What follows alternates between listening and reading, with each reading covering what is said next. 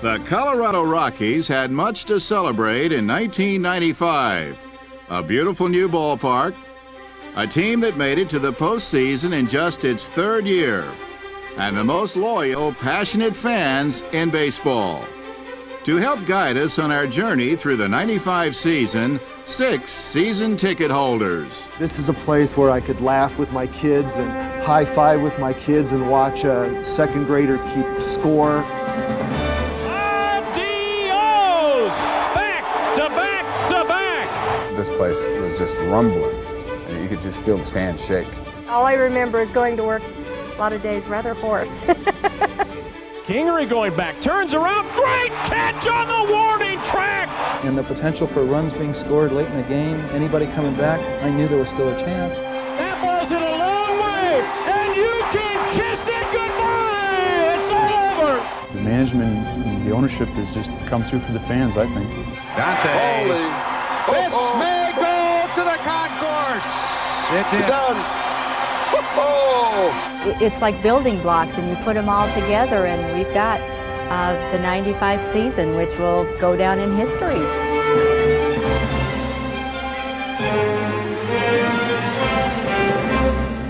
No place like home. The 1995 Rockies and their fans. For the third straight year, the Rockies held spring training at High Corbett Field in Tucson, Arizona, where that special bond between the team and its fans was already evident.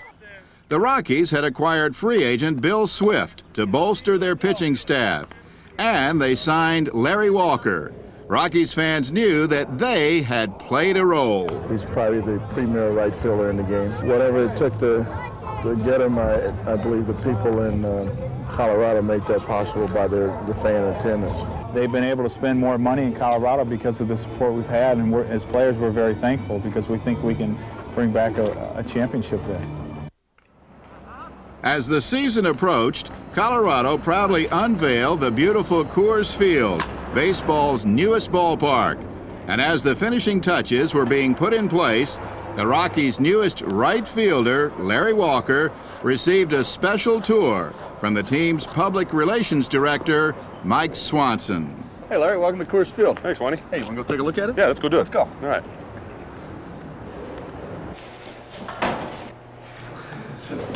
So, Larry, here's your new clubhouse. Ooh, boy. What do you think? Rather large, isn't it? Is this for both teams or just our team? No, it's just our club. Wow. That's pretty big. That's my locker, huh? 33. I could sleep in there. Oh, that's pretty, rather large locker. I got 2 empty ones on my side. I can get rid of the walls. I can just have a full thing. I can, I can have a little luncheon room over here and put a toilet over there. And it's heated in here like everything else in the ballpark. This is a hot park. So, Larry, why don't you get dressed and we'll show you the rest of the ballpark. Okay, let's do it. This is right field, a little different than Olympic Stadium, huh? Well, yeah, it looks a little larger out here. A few different textures on the wall. Could be some interesting bounces this year. Hoping I'll get made look like a fool sometimes. Not you, Larry. Walker, hit one up here! Ah, yeah, right, you bum. Strike out again. Get back in the dugout. So, Larry, pretty good-sized dugout, huh? Yeah, it's nice. A lot of room to move around. Got some telephones, so order some pizzas in when you're hungry. Got some heaters under the seat to keep your rear end warm when it gets down below freezing. We got it made. It's nice in here. You got a heated field, heated bench. You can't ask for anything else. Heat everywhere. What do you think of the turf out here? Well, it's nice and level. Feels hot, though. I understand there's a heater underneath it. Is there? Yeah. It's heated? Yeah. Oh, jeez. God, that feels good. Oh, man. Think I'll get in trouble if I sit like this during the game? Yeah, just turn around and face the infield. Oh, that'd work pretty good. Yeah, that'd be good if I did that. That's nice. So, Larry, these guys behind home plate, they're pretty close to you, huh? Yeah, there's not a lot of room here, so it makes for a couple of interesting things on a pass ball or a wild pitch. You better be careful at third if you're going to try and score, and watch your language. These people might hear you and get really upset. I'll have to learn that for the whole year. Think you remember that, eh? I remember that, eh? Thought I'd drop that on you. I wanted you to feel at home. Thank you, eh? Hey. Appreciate it. Come on, I want to show you something special here at Coors Field. Oh, super. You'll be excited when you get up here. Not that we haven't already practiced today, and this is our 10th take. See this purple row of seats? Uh-huh. Step right on in there. Is something special going to happen? Yeah. Woohoo! You are officially 1 mile above sea level. Is that what this is? 5,280 feet. That is a long ways. I don't even know what to say. Speechless. Breathtaking. I'm speechless. Is it breathtaking? Yeah. Breathtaking, all right. I can hardly breathe. Tried to get the Rockies to find me a place to stay, and this was the best they could do. This is for the really skinny kids to slide down. Really skinny kids come flying down that. It's supposed to be pretty much fun. Welcome to the Sandlot Brewery. Only ballpark in the United States, maybe even the world, that has a pub right in it. And that's them right there, where they brew the beer. So Larry, those things make you a little thirsty, don't they? Well, I tell you, after climbing all those stairs today like we did, I am pretty thirsty. I think it's Coors Field time. Why don't we go over here? All right. Well, check it out, Swanee. You probably think these are sample glasses, but really these are Eric Young glasses. This is what he uses. This is a regular size glass for you right there, but this is what Eric Young drinks out of. So Larry, what do you think of your new home? Well, it's pretty impressive, Swanee. I can't wait to play here. Well, opening day is just around the corner. It's going to be fun. It's going to be a fun year. Yeah, it should be. Well, hey, thanks for coming out early. Okay, you bet. We'll see you opening day. Okay, we'll see you, man. All right, take care. Finally, April 26th, opening day at Coors Field. But under a blanket of snow, it felt more like December. You gotta have a hat today. It's gonna be a hot one in there. But snow is just a passing fancy in Colorado. It was a very festive atmosphere. There were those ragtime bands outside, barbershop quartets. It had a very old-time baseball feel to it in keeping with the park. Take me out with the crowd, buy me some peanuts and Cracker Jack.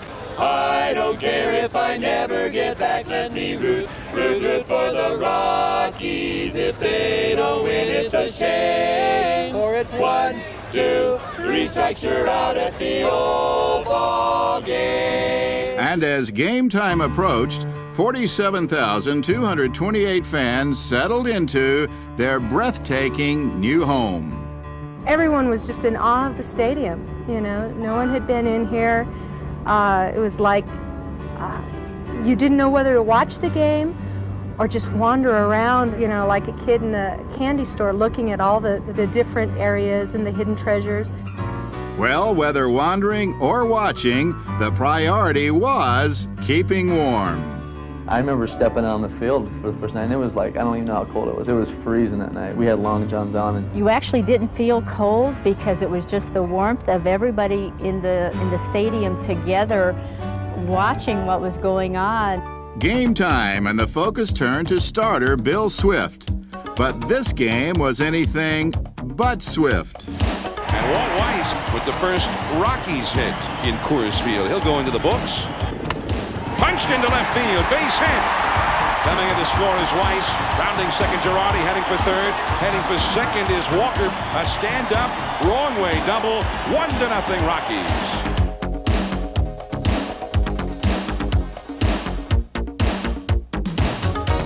With the Rockies trailing 7-6, Larry Walker came up in the ninth looking for his third RBI.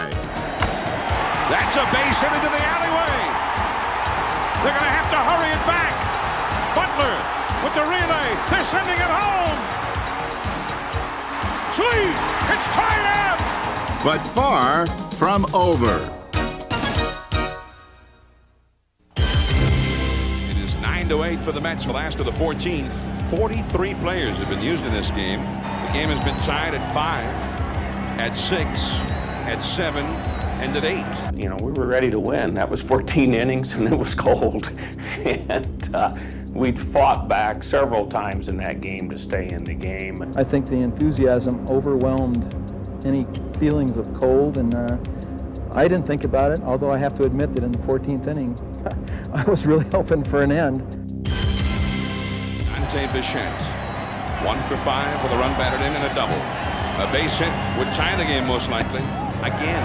You know, I was just trying to lock in and just trying to zero in on getting a good pitch to hit. And I had a left-hander on the mound, I remember, and I've hit left-handers well, so I liked my chances of hitting something hard. We're all sitting here, what if? And it's like, no, there's no way possible that he could actually hit a home run. Dante, over the last few years, does have a flair for the dramatic. You know, we're sitting here and my daughter and I start our Dante chant. Oh, know, Joe, is Bichette pressing a little bit tonight? Well, it seems like he's trying to hit the ball out of the ballpark. You sit here playing that game. Wouldn't that be neat if he did? And you could hear it. Everybody was saying it. It wasn't just you thinking that, but everybody was thinking that. I knew if we got a couple guys on, I'd have a chance to win it, and that's what I went to play for. I went to the plate for one thing, and that was to hit a home run and win that game. A high drive, way back, and there's the storybook ending for the Rockies. The Rockies have won it on a home run by Bichette at last. When I hit it, I knew I got it good, and it was such a relief because it had been such a weird off-season. You know, to finally get out there and play ball and hit one to win the game, the first ever in Coors Field. I mean, it'll be remembered from me forever, and I'm sure the fans that were there that night will be remembered forever. So, I mean, it was such a relief and just such a pump when I hit that thing. I just had to clench my fist, man, and you know, I wasn't trying to show up anybody, although some people might have taken it that way. I was really excited about the hit.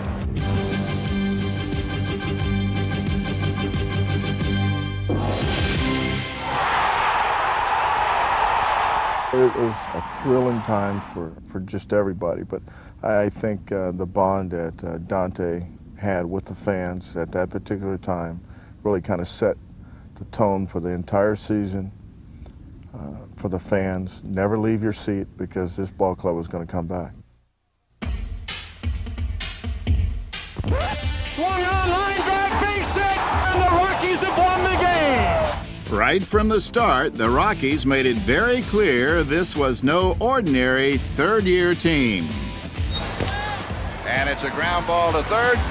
Castilla comes up with it, throws him out, and the Rockies win it 2-1. And Colorado undefeated in the early part of this 1995 season. Pitch to Girardi, swing and a bouncer back to the mound, off the glove. Coming home with the winning run is Mejia on an infield hit by Girardi. And the Rockies have won for the fourth time in a row in their last at-bat at Coors Field. We won some games in that stretch in the ninth inning on our last at-bat, and I think when you win games like that, it kind of brings the team together early, and that was one of the things that was key, was to bring this team together early, because this team has been thrown together in 3 years, and every year we add a guy here, we add a guy there, we get a Bill Swift, we get a Larry Walker, and Walt Weiss last year. And they really got everybody together when you win games like that. He got the breaking ball in the air. 8-5 Colorado. Here's the pitch, swung on, driven to deep right field, and this one is going. It is gone. A grand slam for Dante Bichette. 3-2 pitch. Check swing. Did he go? Yes, and the ball game is over. And the Rockies have swept their old nemesis, the San Francisco Giants, a team that had defeated them 17 out of 23 times in the first 2 years. Not so far in 1995, a 3-game series sweep. 15 games, 11 wins, 4 defeats. Not bad. In mid-May, the Rockies descended on Atlanta, and a team against whom they were 2-23 at the time. What's more, they were slated to face Greg Maddux, a man who never seemed to lose. And Greg Maddux in the middle of a mound. Greg Maddux obviously is who Greg Maddux is. He doesn't need any introduction. But the Rockies said, "How are you?" Toward right field, another hit. It is 3-0. The Rockies went on to score 2 more runs, but Atlanta countered with 5 of its own. Then in the 8th, Mike Kingery singled home Andres Galarraga, and the Rockies had beaten the mighty Maddux 6-5, one of just 2 losses he'd suffer all year. I know it was a huge stepping stone anytime we beat the Atlanta Braves and beat their #1 pitcher in Greg Maddux.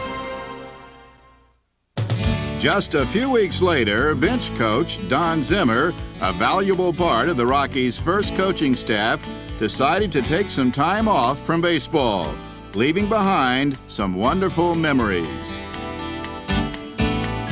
He really was there for me to bounce things off of, to absorb as much as I could of the 40-plus years that he's been around the game. Then once that security blanket wasn't there, my managing ability leaped out a little bit. And I think he helped me the first 2 years to get to that point. Don Zimmer, great player, coach, manager, and no matter where he goes as a member of the Rockies, he's the first in the ballpark and the last to leave. Does he have some stories or what? Oh, he's great. You get him going on telling stories and he can just go for hours and hours. Don Zimmer brings something real special to any ball club he's associated with because of his 47 years of experience, his stories, his tremendous relationship with not only the players but the other coaches and the fans. He's a true baseball person. I don't think this organization would be where it is without Don Zimmer's help and his expertise in so many different ways. Making memories was also the topic in June, when several Rockies players joined Andres Galarraga to donate money to help refurbish baseball fields in the metro Denver area. Baseball needs to be played by the young kids, and who knows, right here in this field, there might be a future Rocky playing this week. Let's go and play baseball. And the first pitch at the first refurbished field was caught by Andres at first.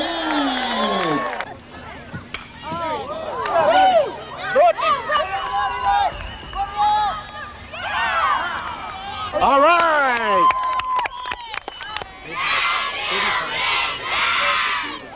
Well, Andres Galarraga might be a pussycat off the field, but on it, he's the Big Cat.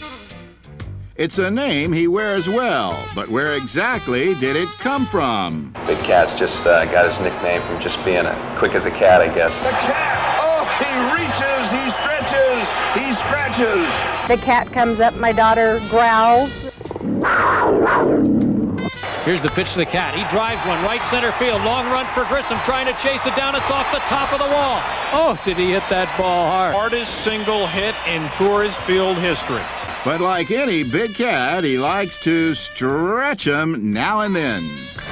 That ball is going to be off the wall! My daughter's screaming, the cat did it, the cat did it. A triple for the Big Cat. No surprise here, but you can also find this cat on the porch. Galarraga, deep drive. That ball's going. It ain't coming back. Nobody can top Andres Galarraga's. Vintage Andres Galarraga.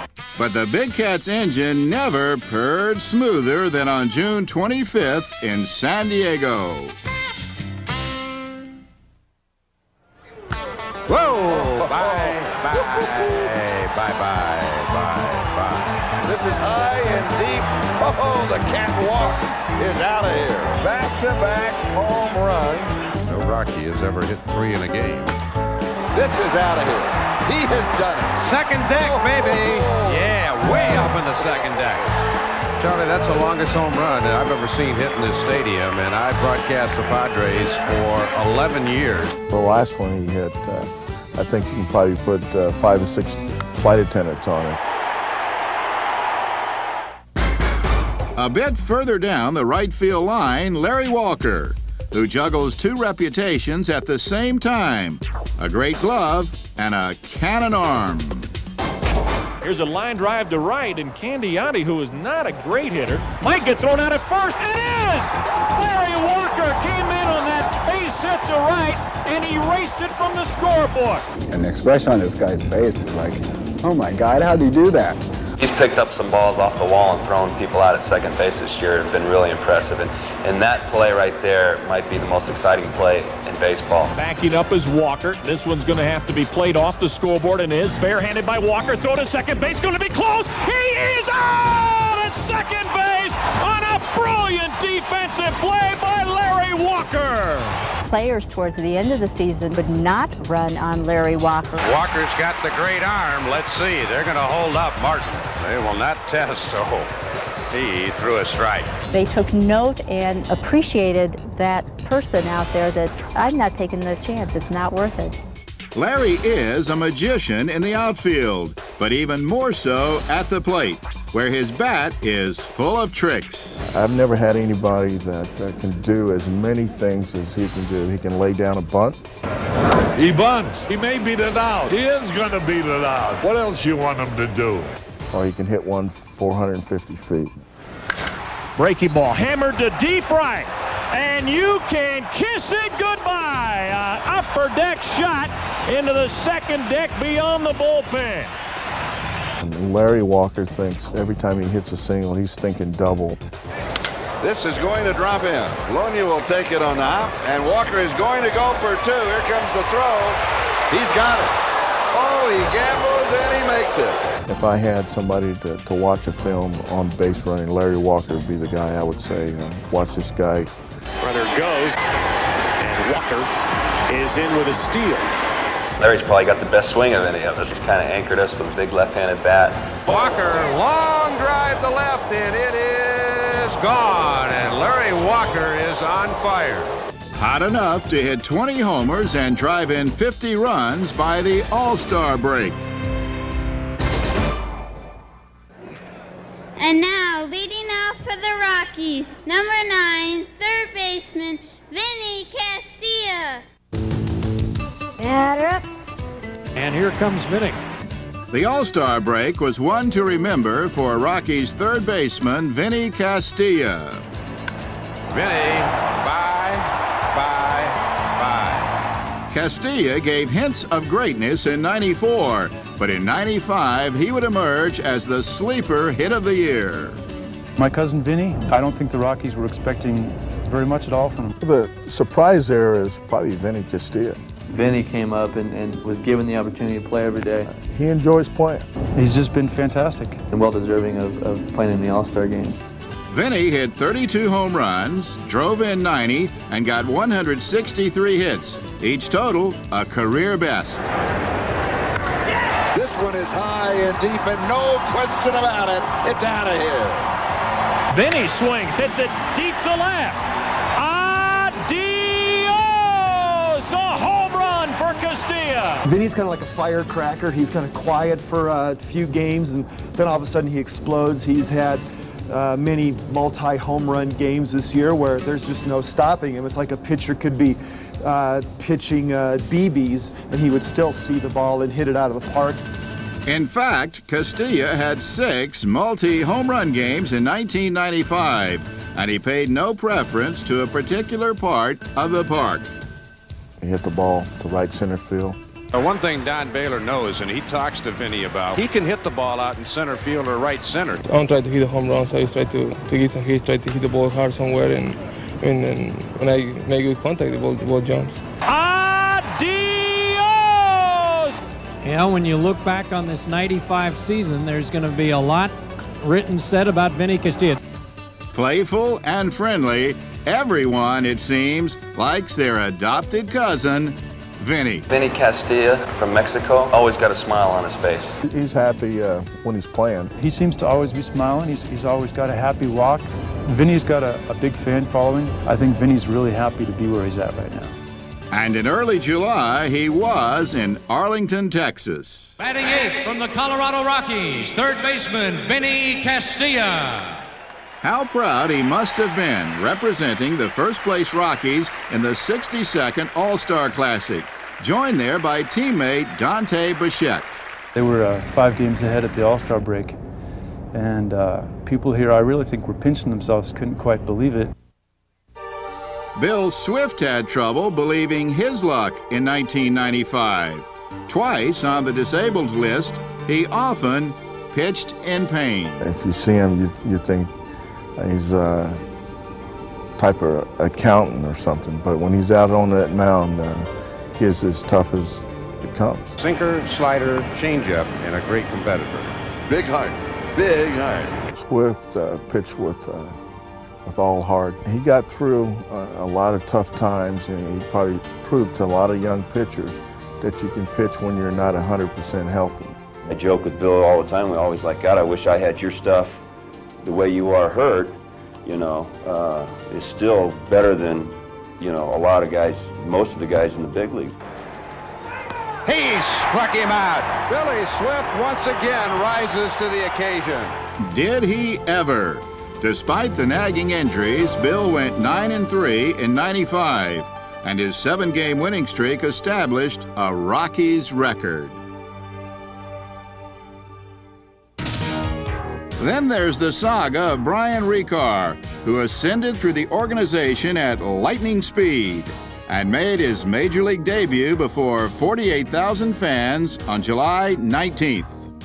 So he made the jump from AA to AAA to the major leagues all in the same year. Brian Ricard has 47 professional games under his belt. That's all. And Ricard ready. Here's the pitch. Fastball called strike 3. Listen to this crowd. Standing ovation. Brian pitched 6 1/3 innings, gave up 3 runs, and made a name for himself. Brian Ricard at age 23 is officially in the baseball encyclopedia. He has made it as a winner. Now, what did Brian Ricard do? Well, something no other Rockies pitcher did all year long. No one is up in the Colorado Rocky bullpen. Colorado has not had a pitcher pitch a complete game. Brian Ricard has worked the first 8 innings of this game. Whoever throws the first complete game, the bullpen was going to sprint out there and carry him off the field. Now the 2-2 delivery is a called third strike. This game is over, and Brian Ricard has pitched the first complete game for Colorado this year. When it happened, we still sprinted out there, but it was like, well, we can't carry a rookie off the field. Next time out, Ricard won in Montreal. 3 starts, 3 wins. Way to go, Rook. Somewhat more experienced at putting off the hits, pitcher Kevin Ritz, who led the team in wins and strikeouts just 2 years after reconstructive elbow surgery. Coming off of surgery that he came off, it was a pretty major deal. He was a guy that really sucked it up. He wanted the ball all the time. I believe through surgery, the surgeon went in and put in a changeup because before he didn't have a changeup. Changeup. Bonilla was way out in front. The changeup will get him. That's the old philosophy. In 1995, it seemed almost every Rockies game was better when pitched by Ritz. Kevin Ritz just was a big-time shot in the arm this year. I don't think anybody, probably including Kevin, really expected him to come out and pitch like he did. Kevin Ritz has been simply outstanding tonight. The guy that you can definitely count on in a rotation. I think he's only going to get better. But the Rockies were in a division race and yearned for more experience. At the end of July, they got it from the Mets in Brett Saberhagen. Starting pitcher for the Rockies, number 31, Brett Saberhagen. Saberhagen had the perfect name as Savior Hagen. A savior? Not in '95, though he did win his debut despite giving up 13 hits. It was like we got a big name pitcher, and and he gave it his all. He still got the standing ovation when he came out of the ball game. He won just 2 games for the Rockies in '95, but a healthy Brett in '96 is a mighty pleasant thought. The health of the starting pitchers, or lack thereof, was a problem for the Rockies in '95, and it made the work of their bullpen that much more impressive.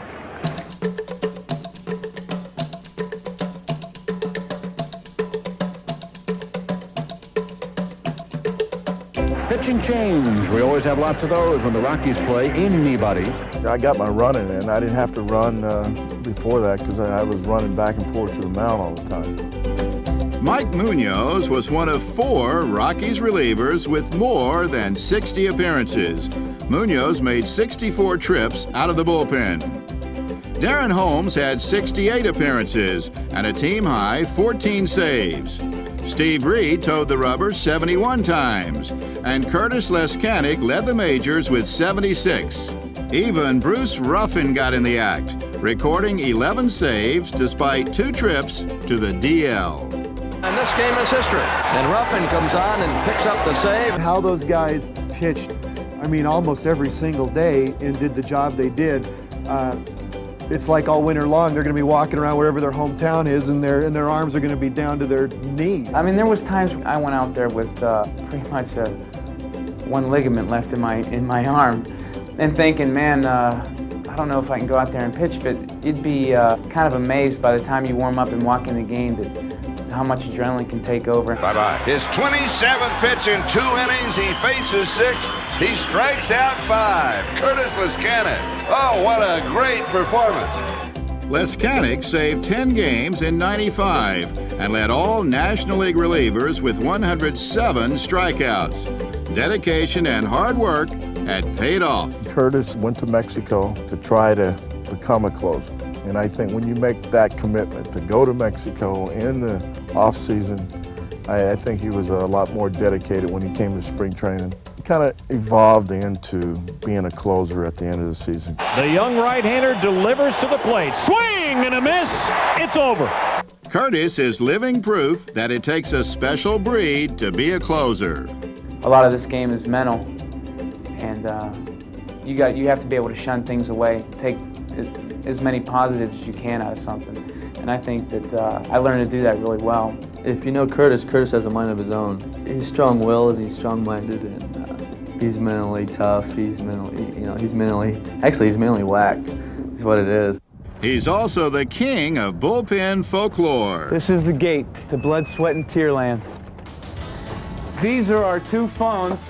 This one gets used a lot. This one's a clubhouse phone. This calls up. You can call your wife on this or your girlfriend or whatever. Talk about flaky kids. I mean, they talk about Bichette being a flake. This guy is a real true flake. There's a cot back here, a water bed. And all those closers can be a little bit goofy. You're right. That's a prerequisite to being a good closer. This kid's got it lock, stock, and barrel. You know, he shaves his arm so that he gets a little more velocity on his fastball. I get in the hot tub and, you know, relax and shave a little bit. You know, he is weird. He can recite My Cousin Vinny from the beginning to the end. I think I'm the same as the next guy. A couple fans usually know this is my pickup area.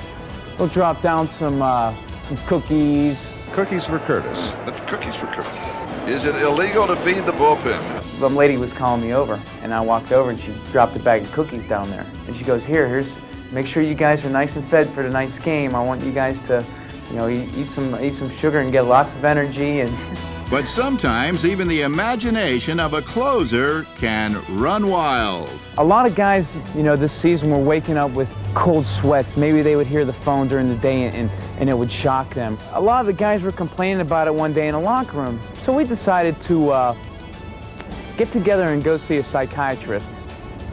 And as we were going to see this psychiatrist and talking to him day to day and from week to week, he thought that maybe if we got like an outdoors-ish type of atmosphere, that this would take some of our frustrations out and it would maybe keep us on an even keel, so to speak. We talked to Bob Gebhardt about it, and he figured that he thinks he can help us out. So he planted these lovely trees and some shrubbery with some flowers in here. He figured that this would help us out a lot. Now, there's, you know, a lot of things that we can do with this next year. I mean, we could plant some deer in here and maybe put a little pond over here with some ducks. You know, he's a nut. There's no doubt about it. I mean, I think I'm, you know, just perfectly fine. The Rockies were doing just fine in early August, leading their division by as much as 3.5 games. And as usual, their bats were doing the talking. 2-1 pitch, deep drive, left field. That ball's going. It ain't coming back. Rockies win the game. Vinny Castillo with his 28th home run of the year. It's a 2-run shot, and the Rockies in the bottom of the ninth win this ball game 4-2. But you don't win games with just offense alone. Walker, diving catch! And the 1995 Rockies could throw around the leather with the best. Kingery coming on, makes a one-handed grab. Going for two, here's the throw, the dive, and he is out. Rick Wilkins trying to stretch it. And he hits it. Great stop by Galarraga. What a play by Dante.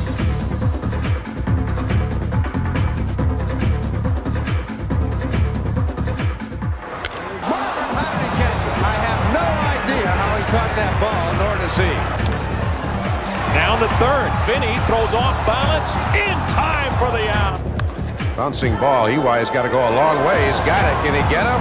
Yep. And a fly ball down the left field line. Dante Bichette slides and the ball's into his glove. How did he catch that ball?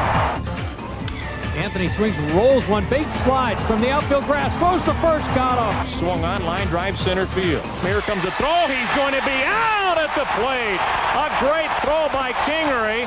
My favorite defensive plays, I think, have come from Mr. Underrated himself, Walt Weiss at shortstop. great plays were routine for the veteran Walt Weiss, who day after day did the job in his own inimitable style. I know before every pitch he's crouched over, and right before every pitch he does this with his arm. He gets it ready to throw. He gives it, one cock like that. And I've just seen plays where he's gone in the hole parallel to the ground. He gets up and the ball is gone. Great play by Weiss. I love watching Walt Weiss play. How he gets some of those balls and then can throw accurately to first base. It amazes me how you've got that dexterity, to do something like that. And this is a one-hopper to Walt Weiss, the shovel. They get one to double play, they turn it. Oh, Walt Weiss diving to his left. Almost every game he makes a fantastic play. Dive to his left, pick it up, gloves, spin, 360, throw it, throw, stretch, and then Andre scoops it up. Good play. The big plays don't show up in the box scores the next day or in the stats, but this guy, I mean, if there was 30 home run equivalent in fielding, he did it. Come September, the Rockies had to face the fact they were indeed in a pennant race, a very nice place to be. And a crucial homestand against the division-leading Reds and Braves would tell a lot about their chances. The feeling of them coming in, that was like a mini playoff. The 1-1. Swung on, deep drive, left center field. That ball's going, it ain't coming back. Oh yeah, grand slam, big cat. The Rockies hit the Reds with a 7-run 7th inning. Pulls it to right. Walker with a run. How about that catch by Larry Walker? After 2 days in the Mile High City, the Reds come short on the offensive side. Boy, the Reds' offense looks like for lack of oxygen up here at 5,000 feet. Tell you what, you want pennant race fever, you want pennant race pressure. The right-hander's pitch swung on, fly ball to right. Walker's there. He's got it. The Rockies turn away the Cincinnati Reds with the bases loaded in the top of the 9th inning. The Rockies have swept the Reds. They now say hello Atlanta tomorrow night. Kingery the winning run at second. Walker aboard at first. The pitch, Galarraga swings, rips it down the left field line into the corner. It's a fair ball off the wall. The Rockies are going to win the game. Kingery scores. 5-4. The Rockies have won it on Galarraga's hit. The Rockies go into first place by a full game over the Dodgers in the West.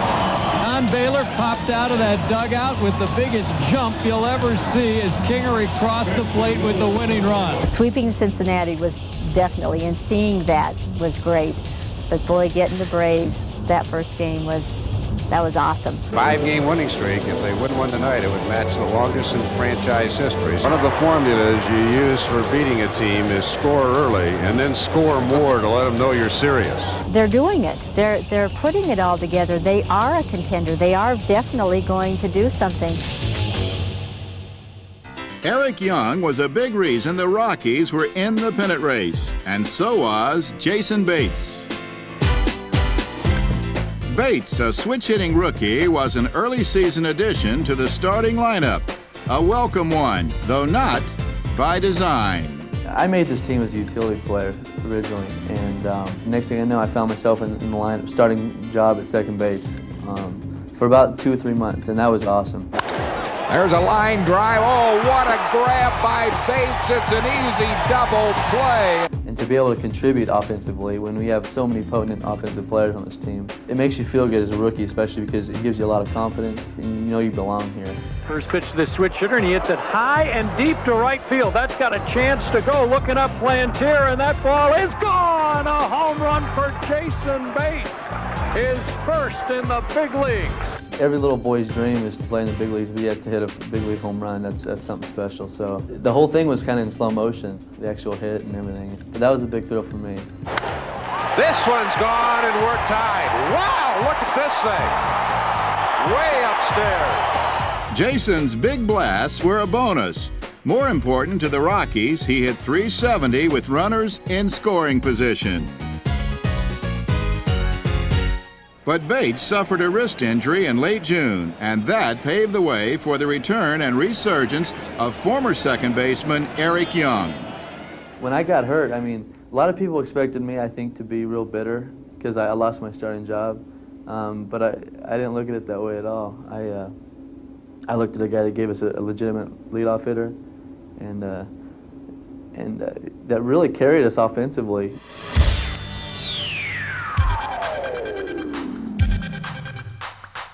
Well, Lewi's been setting the tone ever since July 1st rolled around. He crushed this ball. Fact is, Eric hit .406 in July and was a terror on the base paths, stealing 35 bases to lead the team. If something was going on, Eric was in the middle. As far as spark plugs go, I mean, that's a spark plug. Spark plug, first inning, boom, he gets a hit, and away we go. The first pitch to EY, he's got a base hit.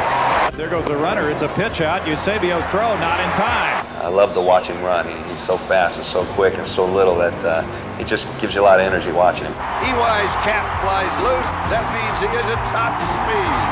And just when you thought he could do no more, Eric gave his favorite fans a double dose of power. My goodness. He has back-to-back home runs last night and this afternoon. Listen to the ovation for the popular Eric Young. Woo!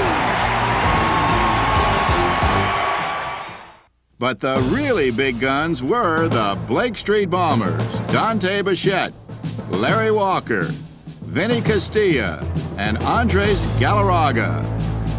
Bye-bye. This fearsome foursome blasted 70% of the Rockies' league-leading 200 home runs. They are collectively such a threat right in the middle of the lineup. And just having them one right after the other coming up to the plate, it's like a pitcher playing Russian roulette and 4 of the 6 chambers are loaded. I just don't think there's any escape from this order, and sooner or later in the course of the game, it's going to get you, and it could get you real bad. But could all 4 hit 30 or more? First, on August 19th, Dante Bichette. Here's a deep drive to left, and you can kiss it goodbye. And Bichette has just hit his 30th home run. Third baseman Vinny Castilla had never hit more than 9 home runs in a season. He hit his 10th on June 6th, and on August 24th... Here's a high, deep drive to left. Adios! Castilla has just hit his 30th round tripper of the year. Next up, Larry Walker, who had hit his 100th career home run in May. This one, if it stays fair, it does! Larry Walker, number 30! 3 with 30. Only the 77 Dodgers ever had 4 30 home run hitters in one season. Time for the Big Cat. Time to establish a little National League history. Whoa, he may have. Does it? It is going. Kiss it. Yes! All right! Ho-ho! There's number 30. Big Cat. He likes it. And as usual here in San Diego, he never hits a cheap one. Come on, Dante. Is this slow pitch softball or what?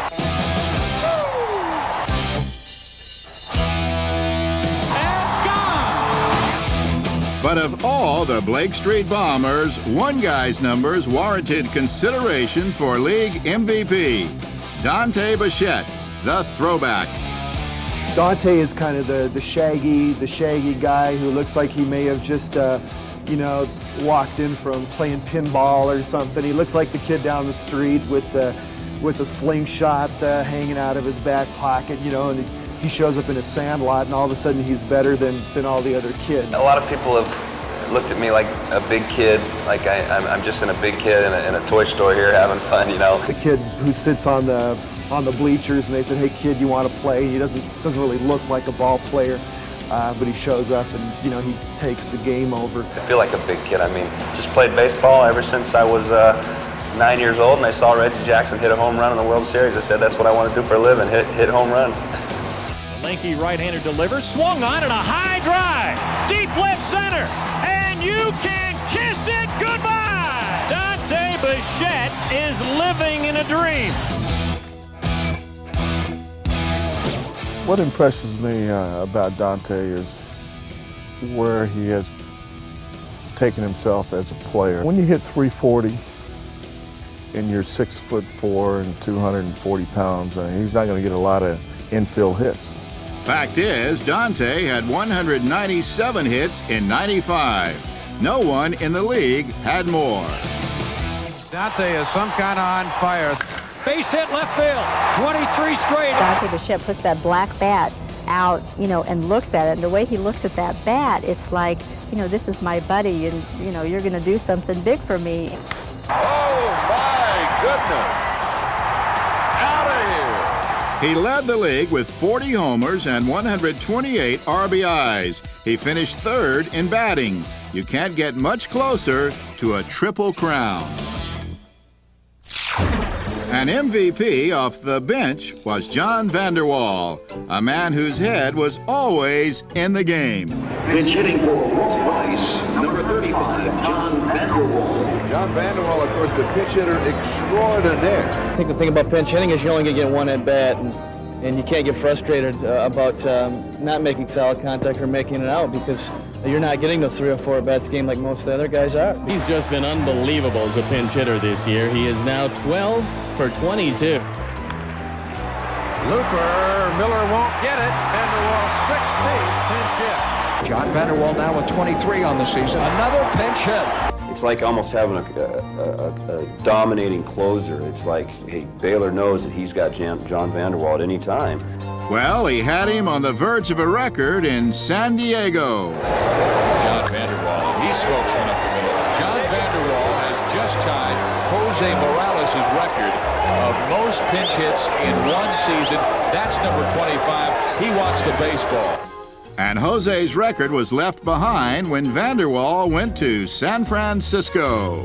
I was fortunate enough that Sergio Valdez left, I believe it was a changeup up in the zone, and I got full extension on it. Deep to right, Hill going back, looking up, that ball is gone! A home run for John Vander Wal, and he has set the Major League record for pinch hits in a season in a huge way. It was a special feeling because I knew that I had just broken the record, and I broke it on a home run, which you can't beat that. I'm not sure if my record will stay that long, or maybe it'll stay longer, but I guess it's the accomplishment that I did break a record, and I'm in the record books, and I'm very proud of that accomplishment. I had to pinch hit when I was younger, and I just couldn't do it.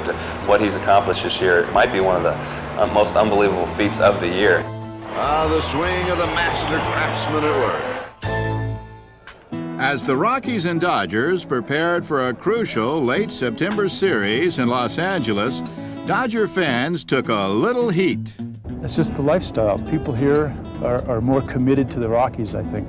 In LA, that's a completely different animal. Those people come in the 3rd, they leave in the 7th. The people are leaving. It's a no-hitter. You gotta be kidding me. What, you gonna try and beat the traffic, you bozos? I can't comprehend, especially whenever it's not a blowout, leaving early. It's like, no, we don't do this. We mentioned the crowd tonight, and I tell you, most of the 46,000 on hand have stayed.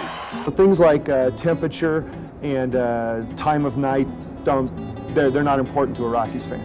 They've had baseball on the West Coast for 35 years now, and I think they kind of take it for granted. Los Angeles, it's more of a chic thing to show up at the 3rd inning and have your beer and show everybody your jewelry, and then leave in the 6th or 7th inning to beat everybody else out of the ballpark.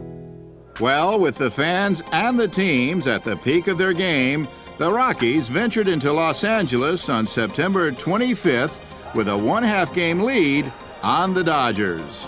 There's nothing like being in a pennant race and being in September. I mean, the nerves are high, tension's high, and that's why you're here. It's been a great year.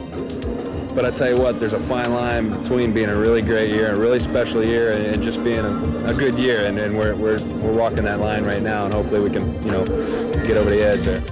A slip here could cost a division title, and those tensions were high.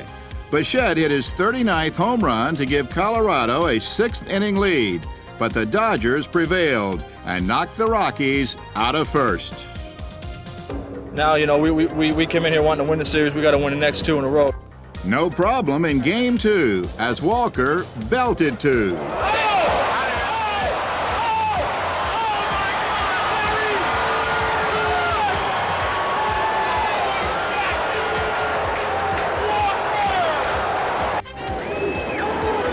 Walker swings, drives this one deep to right center field. Long run for Butler. He's not going to get it. It's gone. Walker helped the Rockies take the lead. Now it was Tommy's turn to tumble. Leskanic takes a big deep breath. He stares in for the sign. And the 1-2 pitch. Swung on and missed, strike three. And the Rockies say hello to first place in the National League West. They've reclaimed it from the Dodgers. The Rockies trailed by 3 in Game 3 when Dante delivered number 40 to tie it. But the Dodgers won again, and the Rockies saw their title hopes slipping away.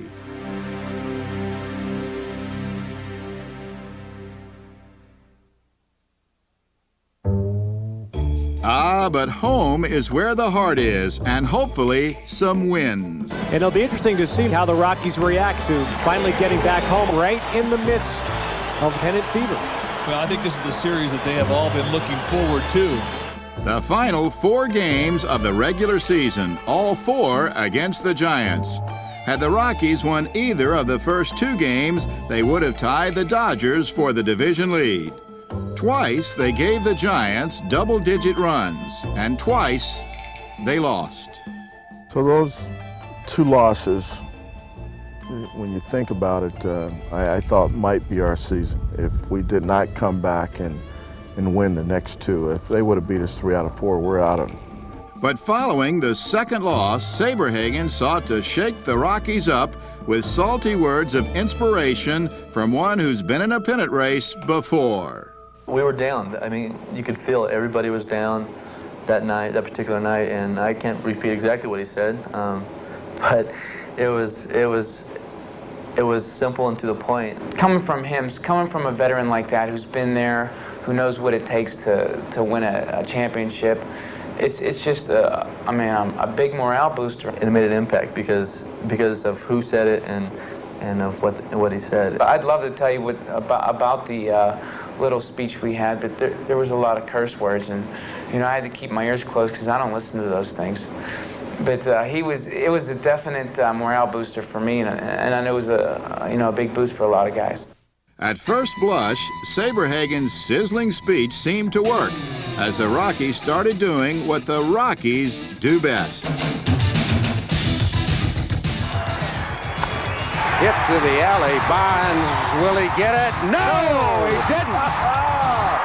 Barry Bonds, who usually makes that play, did not. It's a double, and the Rockies lead 6-0. Here's Larry Walker. This is gone.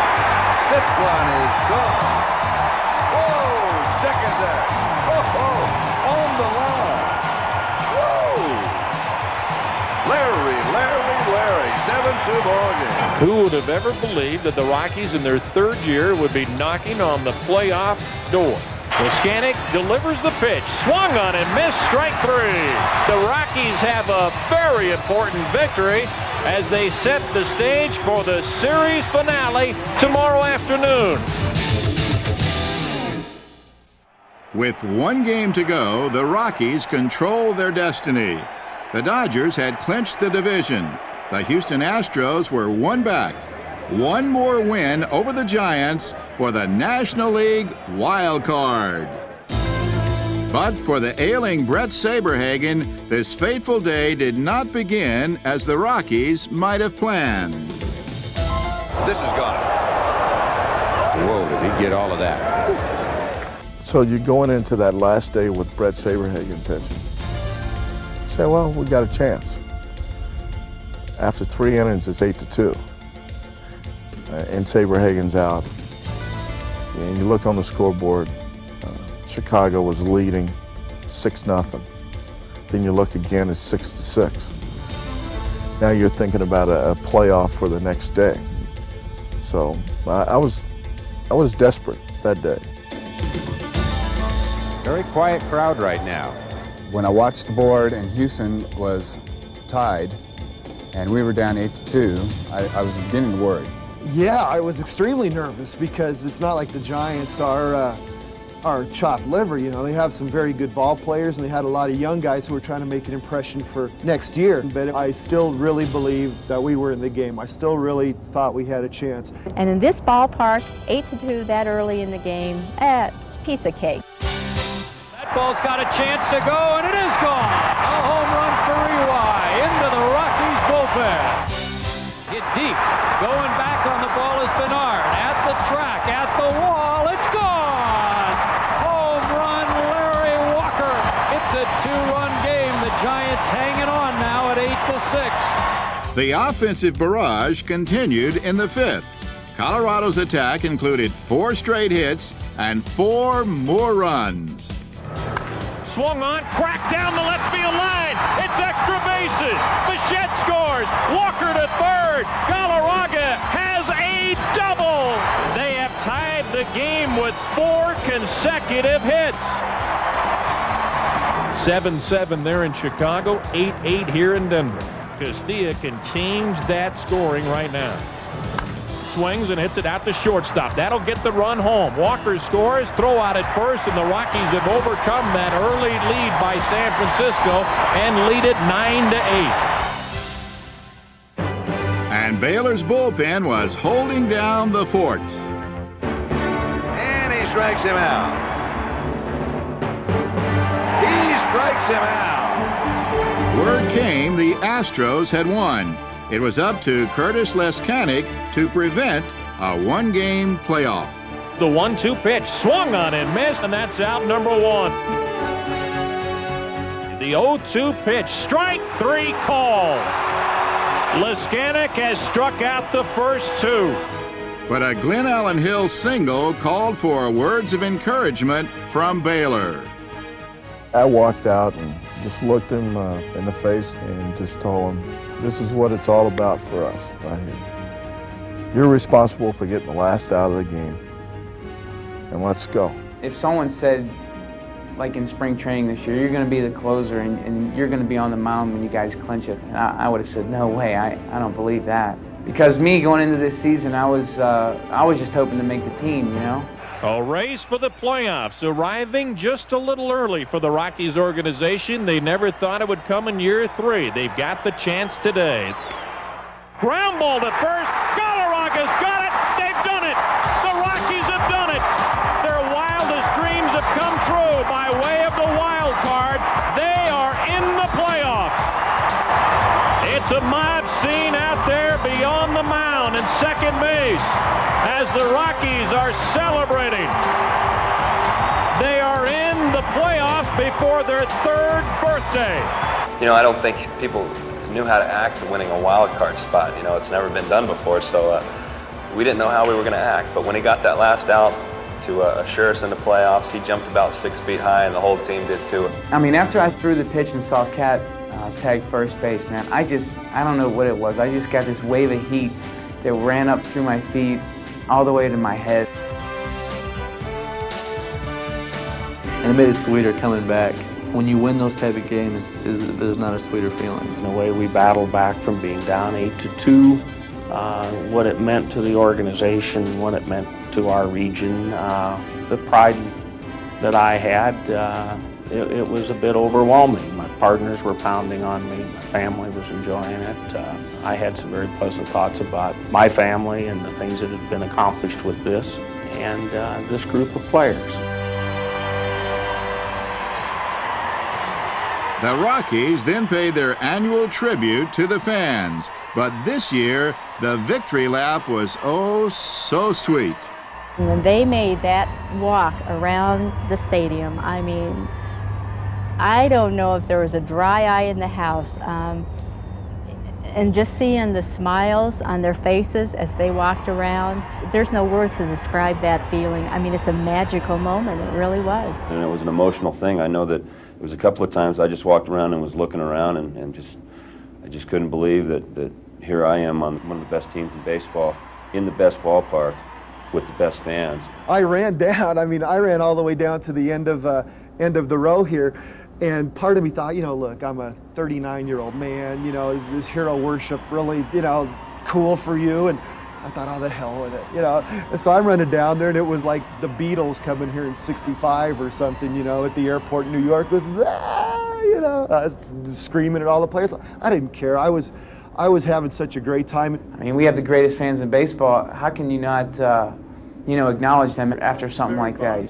Probably could have made a difference in this ball game. The celebration for baseball's first ever wild card team ranged from giddiness to heartfelt emotion.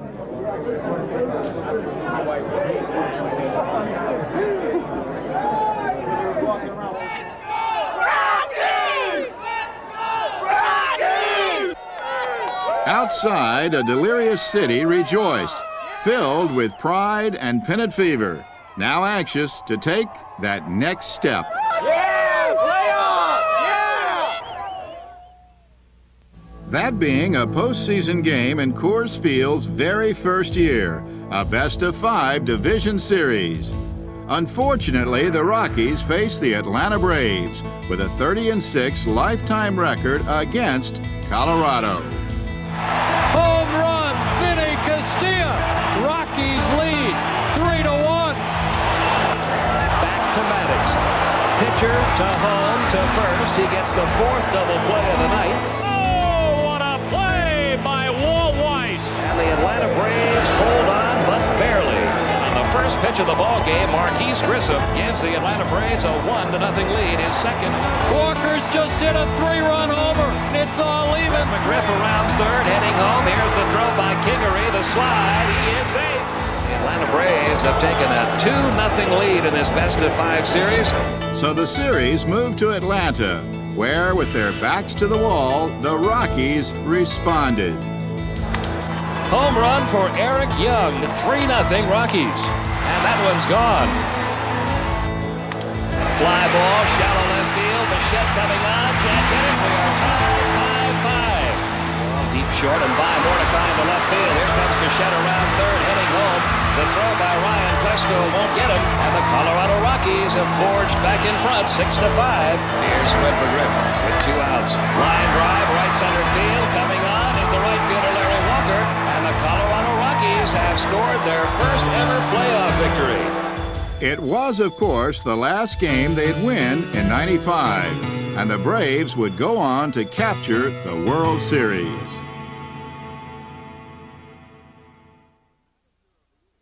But for Manager of the Year, Don Baylor and the Colorado Rockies, the 1995 season was still a wonderful success. A team and its fans, more than 3 million strong, for whom there was no place like home. I had a bunch of players that I was honored to manage, and I had something to give back to the fans. I had a team that they fell in love with. They really didn't have to be winners. They were winners before they ever stepped on the field, just Denver having a baseball team.